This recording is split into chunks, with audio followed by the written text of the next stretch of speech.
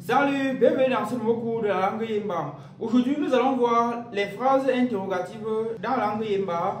Et sachez que, en ce qui concerne le Yemba, il existe plusieurs manières de faire une phrase ou bien de former une phrase interrogative. La première manière, ça dépend de si vous voulez utiliser certains éléments de la langue Yemba, à savoir les, que, ka ou non, sont souvent utilisés sur la première manière de faire l'interrogation dans la langue Yemba. En quelque sorte, des marqueurs du premier type de phrase interrogative de la langue Yemba. Et aussi, à côté de ça, il existe aussi une deuxième manière de faire l'interrogation. Et dans cette deuxième manière de faire l'interrogation, tient souvent compte du dernier mot qui se trouve dans la phrase. À cet effet, dans la deuxième manière de faire l'interrogation dans la langue Yemba, on va voir cela au fur et à mesure. Ici, c'est l'introduction. On va donc dire que quoi? Que lorsque, dans cette deuxième manière de faire l'interrogation dans la langue Yemba, on dira que dès lors qu'une phrase se terminera par une voyelle, alors on utilisera sa dernière voyelle comme le marqueur de fin d'interrogation qui se placera juste avant le point d'interrogation. Dans cette deuxième manière aussi, on dira que lorsque la phrase interrogative ne se termine pas par une phrase qui à son tour se termine par une voyelle, alors on utilisera un marqueur spécial pour tout type de phrase. Maintenant, nous allons commencer par le premier type de phrase interrogative et je vais expliquer sur le tableau qui se trouve derrière moi et vous allez voir comment est-ce que ça fonctionne. L'interrogation en Yemba. Comme je vous ai dit, cette première manière de faire l'interrogation en Yemba utilise des marqueurs ci. Ces marqueurs sont des marqueurs généraux, c'est en quelque sorte des génériques. Lorsqu'on utilise ces marqueurs-ci, on ne tient plus du tout compte du dernier mot qui se trouve dans la phrase. En tout cas, vous allez voir. Je vais simplement expliquer et au fur et à mesure, vous allez voir. Donc, on dira la phrase interrogative. Donc, les premiers marqueurs du premier type de phrase interrogative sont il y a les, que, ka et non. Les, que, ka et non. On va dire par exemple, Sonia que joue les. Je répète, Sonia que joue les, qui signifie Sonia a compris. Ou encore, est-ce que Sonia a compris? Sonia que joue les. Est-ce que Sonia a compris? Ou bien Sonia a compris, c'est l'interrogation. Vous voyez que ça se place à la fin de la phrase, juste avant le point d'interrogation. Dans une deuxième mesure, on peut plutôt dire Sonia que joue que. Sonia que joue que. Qui signifie Sonia a compris. Ou encore, est-ce que Sonia a compris? Sachez que vous pouvez utiliser l'un de ces marqueurs ici en fonction de vos préférences personnelles. Ce n'est pas trop contraignant. Donc, il n'y a pas un truc très spécial. Maintenant, ici, Sonia que joue ka. Sonia que joue ka. Qui signifie Sonia a compris, n'est-ce pas? Hein? Ou encore, Sonia a compris. Ou Sonia a compris, n'est-ce pas? Sonia que joue ka. Donc, vous voyez qu'une fois de plus, ça se place avant le point d'interrogation. Ici aussi, sur la dernière ligne, on dit Sonia que joue non. Sonia que joue non, qui signifie Sonia a compris, n'est-ce pas? Ou Sonia a compris non. On peut aussi traduire le non aussi par non. Donc je relis rapidement ceci avant qu'on passe à autre chose. Sonia que joue les. Sonia que joue que. Sonia que joue ka. Sonia que joue non. Vous voyez que c'est la même phrase exactement, mais les circonstances varient. La première façon, je vous ai dit, ça ne tient pas compte du dernier mot contenu dans la phrase. On va faire rapidement un autre exemple avant de passer à aux deuxième forme ou à la deuxième manière de faire l'interrogation. Dans la même lancée, regardez les phrases ici là. Dans la même lancée, voici quelques autres phrases. Vous voyez qu'à la fin, il y a toujours les, que, ka, non. Et j'ai précisé que vous pouvez utiliser l'un de ces marqueurs d'interrogation placés à la fin, juste avant le point d'interrogation. Là, vous pouvez utiliser n'importe quel dans votre phrase, il n'y a pas de problème. Le principe est simple, vous formez tout simplement la phrase avec les conjugaisons normalement, comme si rien n'était. Mais sauf qu'à la fin, vous mettez simplement l'un de ces éléments. Avec ça, votre interlocuteur va bien vous comprendre que c'est bien une question que vous posez et que ce n'est pas une phrase que vous avez juste décidé de former au hasard comme cela. Donc, c'est ces marqueurs-là qu'on utilise. Maintenant, regardons ici. Paul fou, gilet. Paul fou, gilet. Qui signifie voleront-ils? Ou est-ce qu'ils vont voler? Là, c'est la question. Est-ce qu'ils vont voler? Voleront-ils? C'est la question. Pimbengefu konke. Pimbengefu konke. Qui signifie Piedbon aimera-t-elle? Puisque Piedbon c'est un nom féminin. Piedbon aimera-t-elle? Ou est-ce que Piedbon aimera? Tomo te konka. Tomo te konka. Qui signifie Tomo n'aime pas, n'est-ce pas? Ou est-ce que Tomo n'aime pas? Osin chemega non. Osin chemega non. Qui signifie tu es en train de jouer, n'est-ce pas? Ou tu es en train de jouer non. Tu es en train de jouer, n'est-ce pas? Ou tu es en train de jouer non. Ou est-ce que tu es en train de jouer? Osin chemega non. Comme je vous disais tout à l'heure, remarquez ici, pour la première phrase ici, on forme la phrase normalement, on met les, ici, pareil, ainsi de suite. On met les marqueurs. Comme je vous ai dit tout à l'heure, regardez, je peux enlever ça, j'enlève ça, j'enlève ça, et j'enlève ça. Et après avoir enlevé, je peux venir ici. Je mets K, je viens ici, je mets plutôt non. Hein? Je viens ici, je mets plutôt les, K, non, les. Je peux venir ici, je mets que.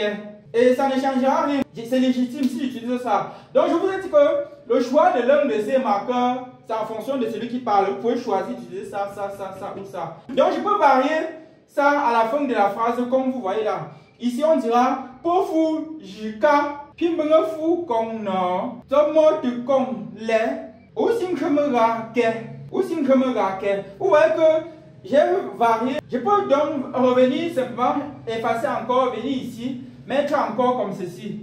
Je peux mettre non plutôt ici, comme vous pouvez voir là. Donc vous utilisez ce que vous voulez. Vous formez juste la phrase dans les règles. Ensuite, tac, vous mettez à la fin l'un de ces marqueurs. C'était la première façon de faire l'interrogation dans la langue Yemba. Cette première façon, je crois qu'il n'y a pas de souci. Maintenant, le deuxième type de phrase, comme je vous ai dit tout à l'heure, ce deuxième type de phrase interrogative est constitué de deux sous-parties de phrases interrogatives.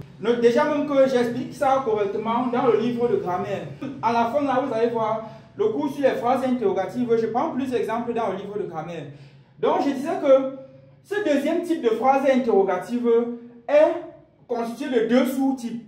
Le premier sous-type, c'est lorsque la phrase interrogative se termine par une voyelle. Et maintenant, alors l'autre sous-type, c'est lorsque la phrase interrogative ne se termine pas par une voyelle.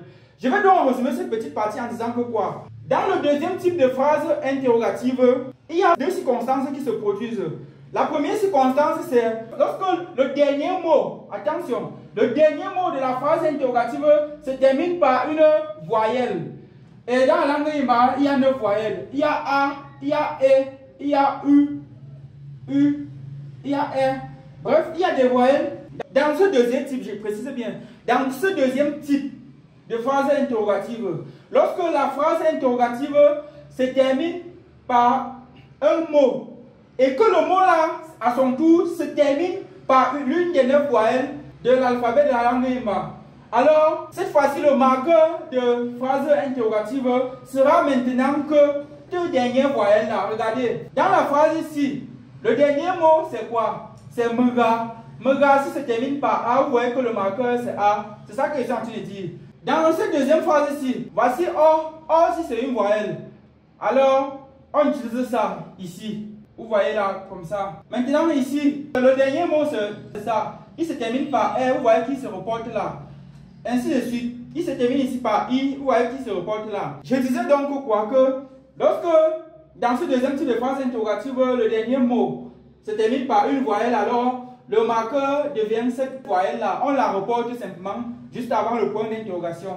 À cet effet, qu'est-ce qu'on dira? On dira ici Usinchemera, Usinchemera, qui signifie est-ce que tu joues ou est-ce que tu es en train de jouer? Et ici, sachez aussi que ça se lit un peu comme si ceci était collé ici. Sauf que ce n'est pas collé. Si ça se colle, ça devient autre chose. Bref, ce n'est pas collé. Ce marqueur, il est juste avant le point d'interrogation. Tomo ici, on joue or. Tomo ici, on joue or. Qui signifie Tomo est en train de comprendre. Ou encore, est-ce que Tomo est en train de comprendre? Tomo ici, on joue or. Ici, on joue or. Voilà ça. Peu nkruter. Peu nkruter. Qui signifie est-ce que vous êtes en train de courir? Peu nkruter. Est-ce que vous êtes en train de courir? Voilà ça. Vous voyez qu'une fois de plus, le mot se termine par quoi? Par une voyelle. on reporte seulement cette voyelle à la fin, juste avant le point d'interrogation.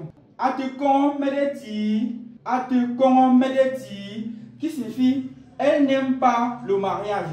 Atekon Medeti. Vous voyez que ici le i est ici, simplement parce que le i ici est ici. C'est tout. C'est la simple raison. Cette phrase ici se termine normalement par ceci. Or, ceci se termine par une voyelle. Cette voyelle est ici. Vous voyez que dans notre exemple, chaque fois le dernier mot se terminait par quoi? Par une voyelle. On reporte simplement la dernière voyelle juste avant le point d'interrogation.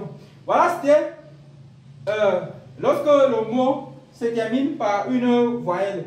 Maintenant, lorsque le dernier mot ne se termine pas par, cette fois-ci, par une voyelle, mais par une consonne, qu'est-ce qu'on fait? C'est ça que je m'en vais expliquer tout à l'heure et vous allez voir. Regardez ici. Sachez donc que dans ce deuxième sous-type de phrase interrogative, lorsque la phrase interrogative se termine cette fois-ci là, pas par une voyelle, mais par une consonne, alors on utilise le marqueur I. On utilise I comme marqueur. Hein? Il est placé avant le point d'interrogation. Sachez donc que ce marqueur ici, on l'utilise quel que soit le dernier mot. Dès lors qu'il ne se termine pas par une voyelle, alors on l'utilise.